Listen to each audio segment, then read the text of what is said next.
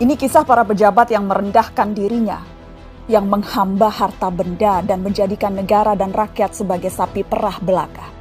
Saat kita semua menahan diri untuk melakukan ini dan itu, yalah beberapa politikus dan pejabat kita malah tetap bernafsu untuk nodong sana-sini. Nafsu para pejabat rampas yang tidak punya harga kemuliaan sosial malah berjuang Menteri Kelautan dan Perikanan bersama beberapa salah mereka menjabat kebahagiaan membantu rakyat menyisihkan cashback dari mereka meminta yang dengan dari setiap mereka memakai uangnya untuk malah jabatan barang mewah senilai 300 kebanyakan dari mereka modalnya yang bertahan dari setiap paket bantuan sejak awal. Korupsi lagi-lagi menjadi ancaman nyata dalam keberlangsungan kehidupan berbangsa dan bernegara. Di negeri yang penuh dengan muslihat ini, korupsi dianggap sebagai hal yang lumrah, padahal korupsi sangat merusak sendi-sendi kehidupan. Di Indonesia saat ini dalam keadaan yang tidak baik, disebabkan oleh pandemi COVID-19 dan carut-marutnya perekonomian rakyat. Namun justru dicoreng oleh ulah para koruptor. Tega-teganya mereka memakan uang rakyat demi menggendutkan rekening mereka sendiri. Sungguh perbuatan yang sangat tidak terpuji, tercela, dan kami sangat kecewa.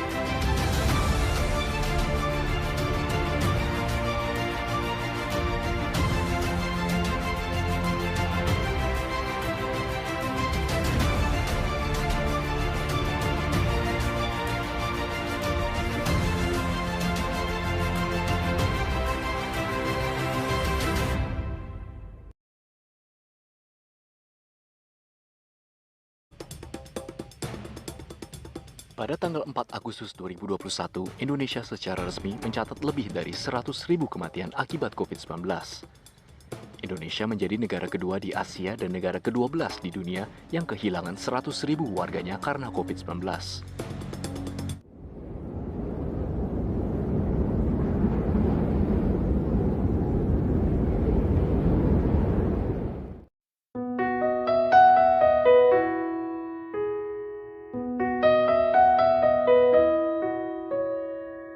Saat semua menghilang, kau tetap setia menjaga.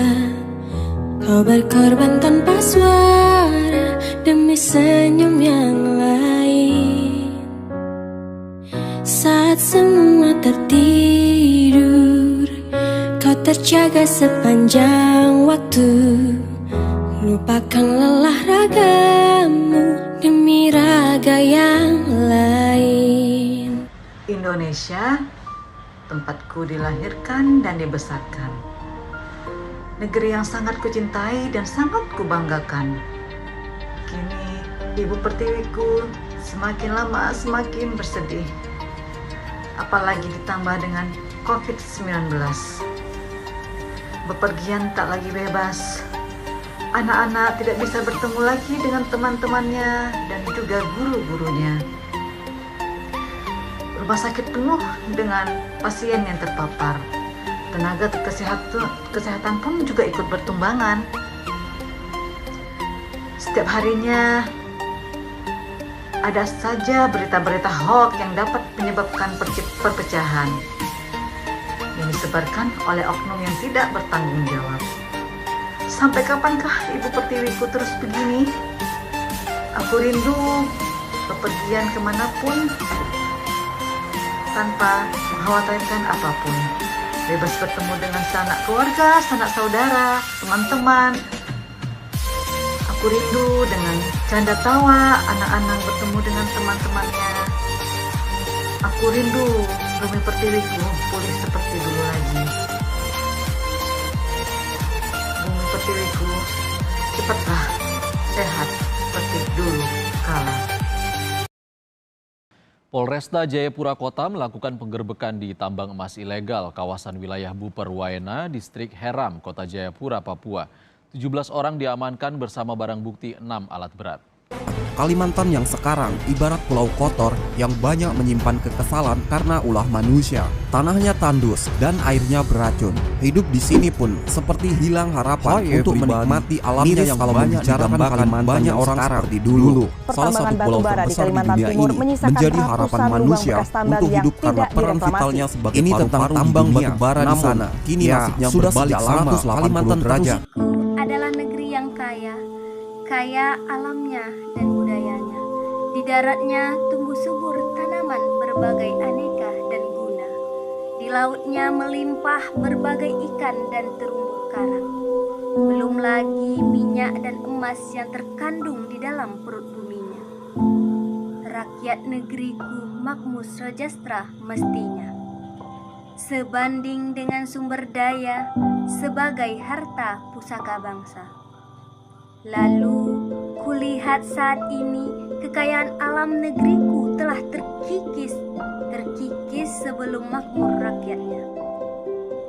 Penambangan ilegal muncul di mana-mana, mengeruk kekayaan bangsa semena-mena, menguras sumber daya yang dimiliki bangsa.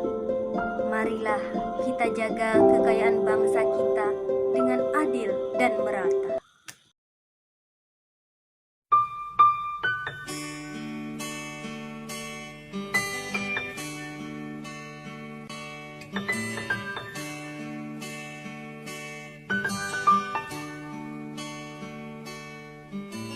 Perjalanan ini terasa sangat menyedihkan.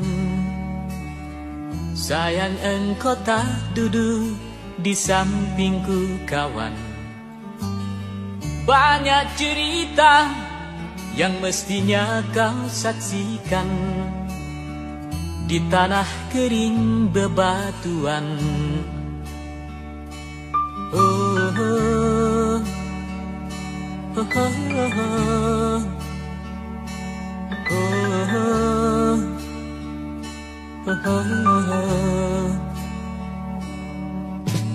Tubuhku terguncang dihempas batu jalanan. Hati tergetar menampak kering rerumputan. Perjalanan ini pun seperti jadi saksi. Gembala kecil menangis sedih.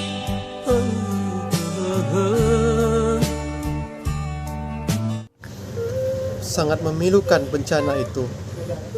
Bencana itu datang tanpa kita bisa mempersiapkan diri untuk menghadapinya. Ironi dan memilukan bila kita melihat dan mendengar jeritan dari masyarakat yang terdampak akan bencana itu. Alam yang tadinya asri dan indah kini berubah menjadi gersang. Hutan pun semakin gundul. Kita tahu penyebabnya karena apa? Ya, karena ulah manusia itu sendiri. Maka dari itu, perlunya akan kesadaran dan kecintaan kita terhadap alam dan lingkungan sekitar. Maka dari itu, mari bersama-sama kita jaga alam kita, maka alam akan menjaga kita dari bencana. Indonesiaku, tanah tumpah darahku. Negara kebangsaanku. Negara kebanggaanku. Bangkitlah demi kejayaan. Bersatulah demi persaudaraan. Indonesia maju.